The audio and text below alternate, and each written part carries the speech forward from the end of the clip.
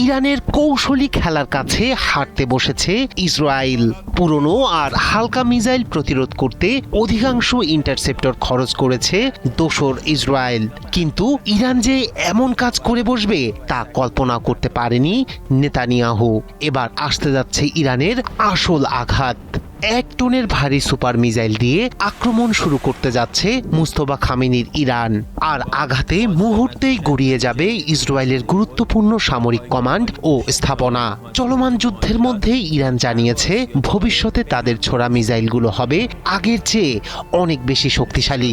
1 টনের কম ওয়ারহেড বহন করতে পারে এমন কোনো মিসাইল আর ব্যবহার করবে না তেহরান। আইআরজিসির অ্যারোস্পেস কমান্ডার মাজিদ মুসাভি হুঁশিয়ার করে বলেছেন, শুধু মিসাইলের শক্তি নয়, বাড়বে হামলার তীব্রতা ও পরিসরও।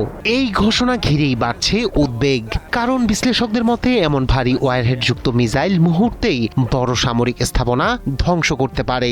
আর তাই তেহরানের নতুন মিসাইল বার্তা শুনে নিরাপত্তা হিসাব নতুন করে কষতে বসেছে ইসরায়েল ও তার মিত্ররা। ইরানের ইসলামিক রেভলিউশনারি গার্ড আইআরজিসি জানিয়েছে ভবিষ্যতে তাদের ছোড়া মিসাইলগুলো হবে আগের চেয়ে অনেক বেশি শক্তিশালী। আইআরজিসির অ্যারোস্পেস কমান্ডার মাজিদ মুসাভি স্পষ্ট ভাষায় বলেছেন, এখন থেকেই ইরানের মিসাইলগুলো অন্তত 1 টনের বেশি বিস্ফোরক বহন করবে। এর মানে ভবিষ্যতের হামলায় বিস্ফোরণের ক্ষমতা এবং ধ্বংসযোগ্য দুটিই হবে অনেক বড়। মুসাভি আরো হুঁশিয়ারি দিয়ে বলেন, শুধু মিসাইলের শক্তি নয়, বাড়বে হামলার তীব্রতা এবং পরিসরও। অর্থাৎ সামনে ইরানের হামলা হতে পারে আরো বিস্তৃত, আরো বেশি লক্ষ্যবস্তুতে। বিশ্লেষকরা বলছেন, এই ঘোষণা কেবল সামরিক বার্তা নয়, এটি সরাসরি চাপ তৈরি করছে আমেরিকা ও ইসরায়েলের ওপর। কারণ গত কয়েক বছরে ইরান তাদের ব্যালিস্টিক মিসাইল প্রযুক্তিকে এমন পর্যায়ে নিয়ে গেছে যা মধ্যপ্রাচ্যের প্রায় পুরো অঞ্চলকে কভার করতে পারে। ইরানের কাছে বর্তমানে রয়েছে স্বল্প, মধ্য এবং দীর্ঘ পাল্লার নানা ধরনের ব্যালিস্টিক মিসাইল। এসব মিসাইল কয়েকশো কিলোমিটার থেকে শুরু করে 2000 কিলোমিটারেরও বেশি দূরের লক্ষ্যবস্তুতে আঘাত হানতে সক্ষম।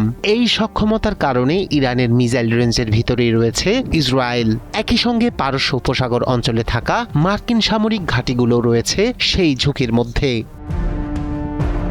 বিশেষজ্ঞদের মতে বড় ওয়ারহেড মানে শুধু বেশি বিস্ফোরণ নয়, বরং এক আঘাতেই বড় অবকাঠামো ধ্বংস করার ক্ষমতা। সামরিক ঘাঁটি, বিমান ঘাঁটি, রাডার স্টেশন কিংবা জ্বালানি স্থাপনাগুলো এমন মিসাইলের প্রধান লক্ষ্য হতে পারে। এর ফলে নতুন করে চাপের মুখে পড়তে পারে আয়রন ডোম, ডেভিড স্লিং কিংবা অ্যারো সিস্টেমের মতো ইসরায়েলের বহু স্তর বিশিষ্ট আকাশ প্রতিরক্ষা ব্যবস্থা। রায়হান কবির শুভ্র, 71। עם בעלת בריתנו הגדולה ארצות הברית